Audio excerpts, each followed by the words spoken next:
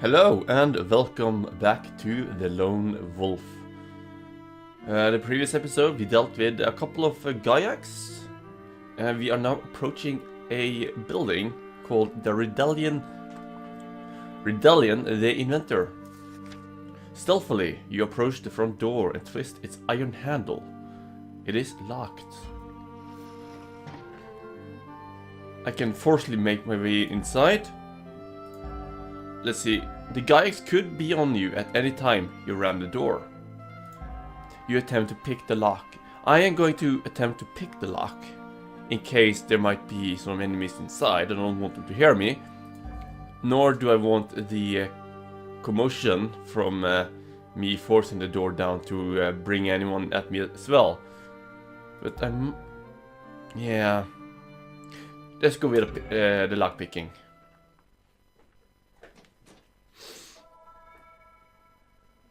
How will this go, I wonder?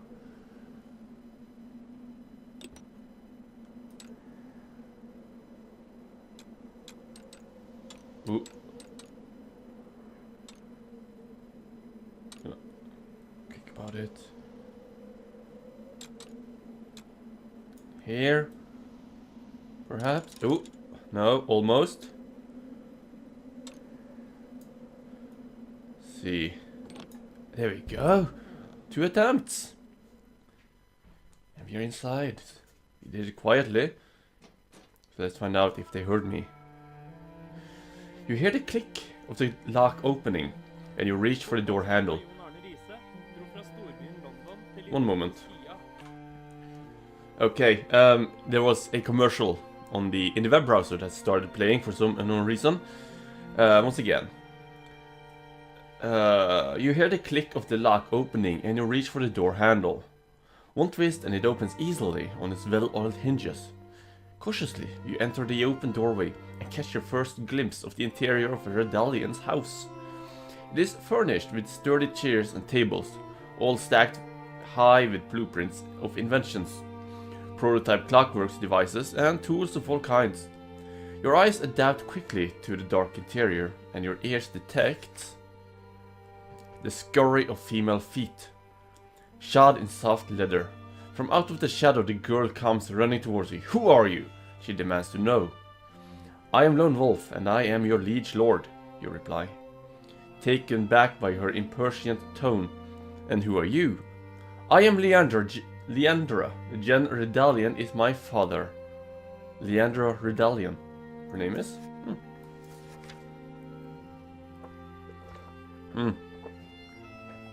Iced tea. Leandra's voice is tense and irritable. It's as if she resents having to answer your simple question. This is not how the villagers would normally address the liege lord, and you assume she must be in a state of shock. "Thank you, my lord," she says, her voice dripping with sarcasm. "So gracious of you to visit your humble little village. Such a pity you arrived too late. Far too late." Her harsh words shock you into stunned silence. You are a little unnerved by her disrespect and her belligerence. Can I make my choice? Let's see. You remain silent as you ponder on the girl's irreverent manners.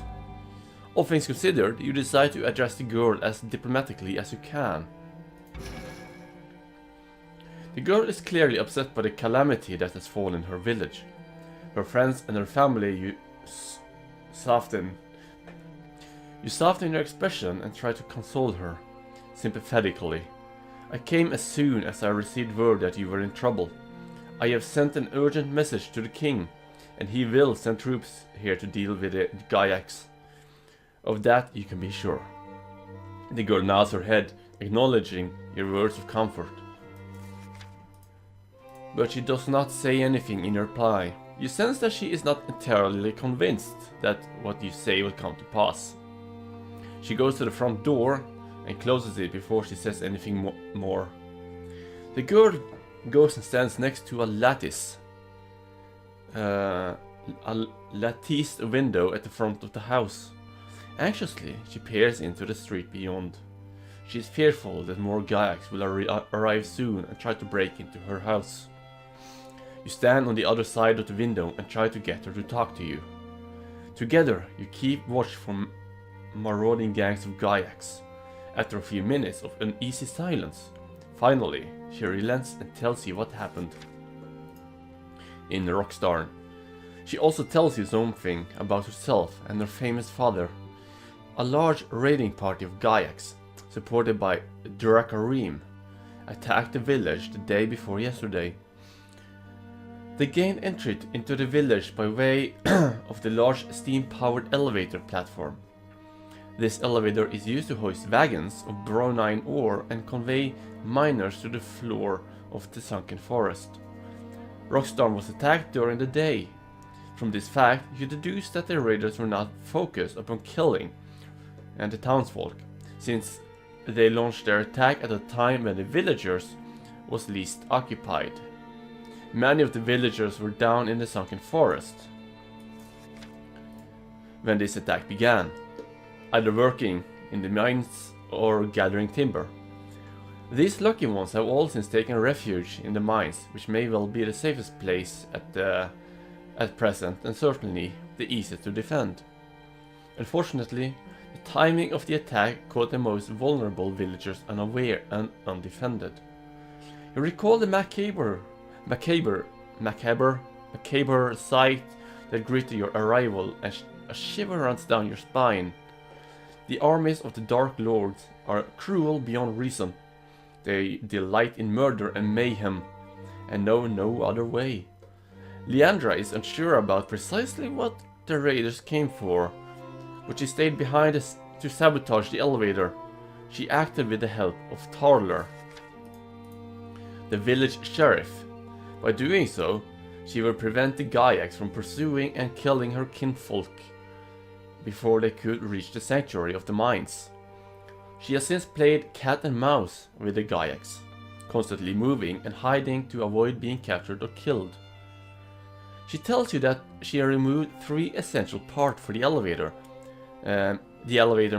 mechanism, the compression valve, the drive chain, and the control handle. She has one of the parts in her pocket. It is the compression valve. The other 2 parts are in separate locations in the village. Leandra tells you that Tarler the sheriff has the control handle, and that she hid the drive chain in the foundry near to the ore melting works, a large building located close to the cliff edge. Without these parts, the elevator is useless. The Gaiacs cannot return to the forest floor. They are trapped here. The cliff is steep and sheer, and is too treacherous to descend by rope. Leandra is anxious to rejoin her father and the other who are now hiding in the mines. Rockstar is far too dangerous a place for her to stay here any longer, but she is sorely aware that only way down to the forest floor is by using the elevator. To do this, she must have all 3 of the missing parts, so that she can refit them and get the elevator working again. Let's see. You ask Leandra if she works as her father's assistant. You are impressed by Leandra's skills and you ask her about them. Ask her about her skills. You tell her that you are very impressed by the courage she has shown. Your compliment makes her smile, but only a little. It is the first time you have seen her relax her stern expression. How have you been able to survive in a village full of enemies? You ask. Leandra's smile broadens. I followed my father's footsteps as an inventor, but my work is, how shall I say it, less theoretical and more personal. She flicks back her cloak to reveal her holstered crossbow. I'm a crack shot with this. It's kept me out of harm's way so far, but now I have only a few bolts left. My ammunition is running out fast, and so too, I fear, is my luck. She reaches to a velvet pouch hanging from her leather belt. She clicks it open. She clicks open its clasp and takes out a small metal cylinder which she hands to you. I think this compression valve will be better off in your safekeeping. Please keep it secure. Our lives may depend on it. You take the compression valve and store it carefully in your backpack. Leandra stares directly into your eyes and says, I am determined to join my father and my people in the mine.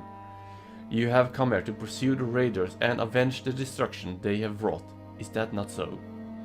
If you help me, then I will help you. You are going to need a working elevator to reach the forest floor. Without it, you'll not be able to discover the reason for this attack, Leandra says.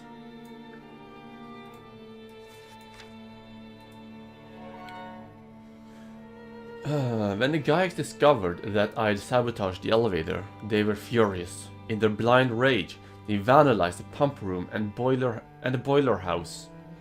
I must go there and make good any damage the pump and boiler. And make good any damage to... Okay, it's no good replacing the missing parts if there's nothing to power the elevator. And while you are taking care of that, I shall search for the missing parts, you reply. Leandra nods her approval. Remember, she says, Sheriff Tarler has the control handle, and the drive chain is hidden in the foundry. I had little chance to hit it properly. There were 2 Gaiacs chasing me, as I recall. I threw it among some other chains that were lying on the floor. It's very different to these chains. It's smaller and is well oiled. The foundry chains are dry and have much bigger links. Very good. This will help me to find the parts, you reply. Your immediate tasks are now clear. You must find the Sheriff Taller and retrieve. And wait, what? The game crashed there for a moment. The game is actually running in windowed mode, and I'm now having the mouse is now on my second screen, which is really annoying. Okay, so you must find a Chevy toilet and retrieve the control handle, and you must go to the foundry and find the drive chain.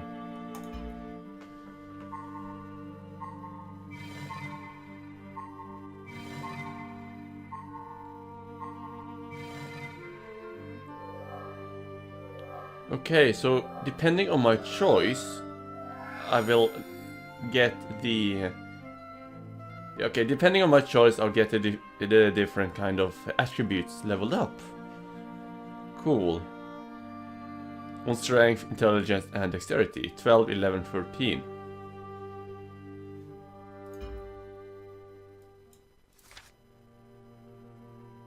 Blood on the snow. Okay, we made it to our second chapter.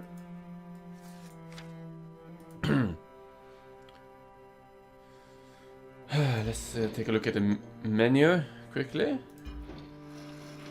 Current objective. You're looking for the missing... Yeah, okay, I know that actually.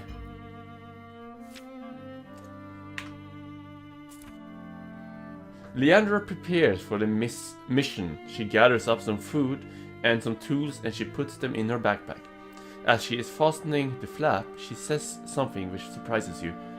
When I saw you for the first time, I thought you were a grown man, but now you seem really young to me. Leandra shoulders her backpack, then she picks up a stiletto dagger and slips it inside her belt. There's an old tunnel in the cellar of this house, she says, and it runs all the way to the foundry. My father and I often use it to go there and buy the bronine and iron we need for our inventions. You can use it as well to reach the foundry without having to take your chance in the open. Or you can come with me and I shall show you where the sheriff's office is. The foundry on your own, or the sheriff's office with Leandra. The choice is yours. I think I'll go with Leandra to the sheriff's office, and then I can double back, hopefully, to the house and go through the tunnel. Yeah.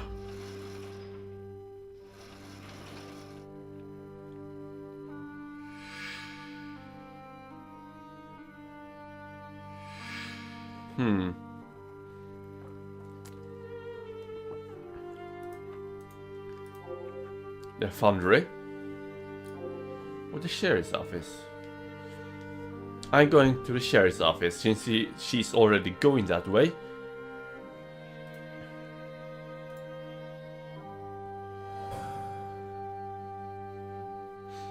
Your crossbow is nearly empty, and when it is, all you'll have left are your wits and a dagger to use against Gaiax. No, I cannot let you risk... I cannot let you... Wait, what? I cannot let you that risk alone. Shouldn't we... I cannot let you risk that alone? I could be mistaken, but I am certainly... I am quite certain that that is wrong. I cannot let you that risk alone. You say, with a forceful tone. Leandra starts to protest, but you cut her off in the middle of her first sentence. We shall leave together, and that's the end of it. As soon as you can show me where the sheriff's office is, we shall split up. I will look for Tarler. You will go to the boiler house. Is that clear? Perfectly clear, she says, with more than a trace of resentment. You draw your weapon and move to the door. Leandra stays by the window and scours the street for signs of Gaiax. It looks deserted, she says. Very well. Follow me and stay close, you reply. You pull open the front door and pause to make sure that Leandra is with you. She's standing in the doorway, her face frozen and expressionless. Then you hear the noise that makes your heart skip a beat. Gaiax are emerging from the shadows of the neighboring houses, and they are fast closing in on all sides. Where's the sheriff's office? You shout, demanding Leandra tell you before a fight ensues. She points along the main street towards the end of the village at the cliff's edge. On the left, 100 yards or so.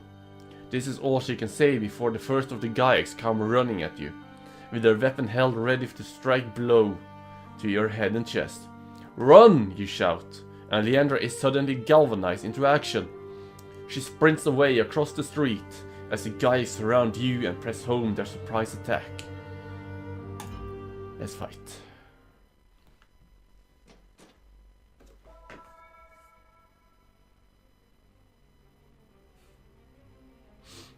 Here goes. I guess she won't be joining us in this fight.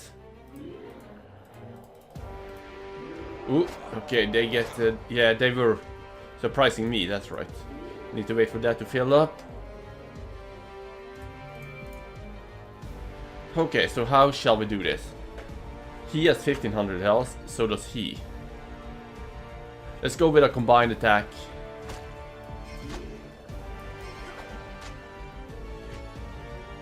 There we go. Very well. Very good indeed.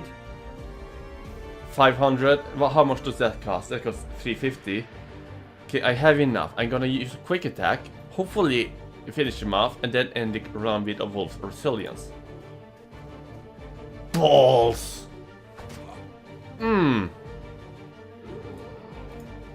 Okay. Let's holster up. Ah, shit. A new one joined the fight.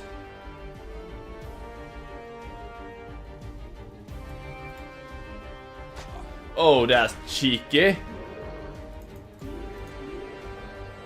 Okay. No, no, fuck. I did not mean to hit him. That's not good.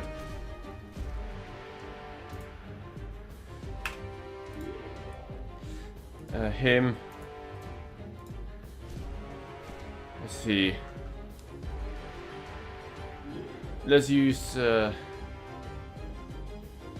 enemies themselves can be thrown on the ground. 650 Kai.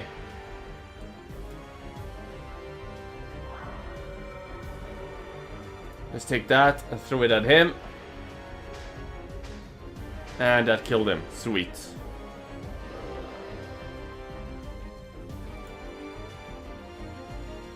Okay, let's use a sunburst. That's 950 Kai. I don't have enough. Okay, screw that. Fan of knives.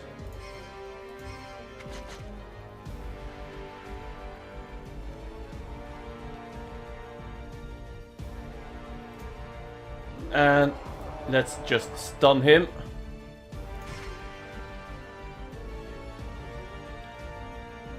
Okay.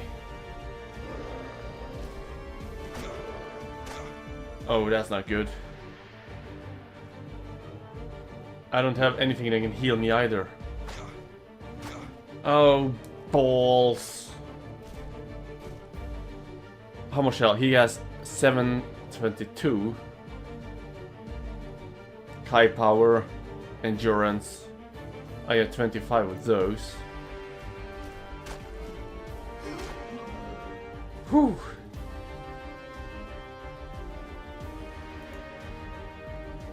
Oh, fuck me. I have 1221 Kai power. Okay, let's use this first.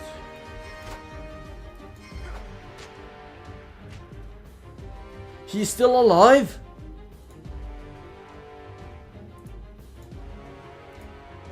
No, I want that, yeah.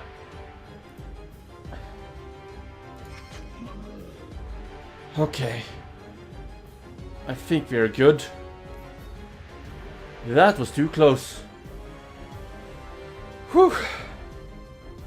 Hopefully I'll be able to use Zen before the next fight. Let's check out the loot. Throwing knives, crossbow bolts, nice. That's for Leandra. Iron, leather, aspiran, plus 1 dexterity. Nice, can be equipped in the offhand. No, I'm keeping the shield. Well, thank you for watching. I hope you enjoyed this episode. If you did, leave a rating, comment if you have suggestions. If you haven't already, subscribe and share the video. Until next time, thank you for watching and goodbye.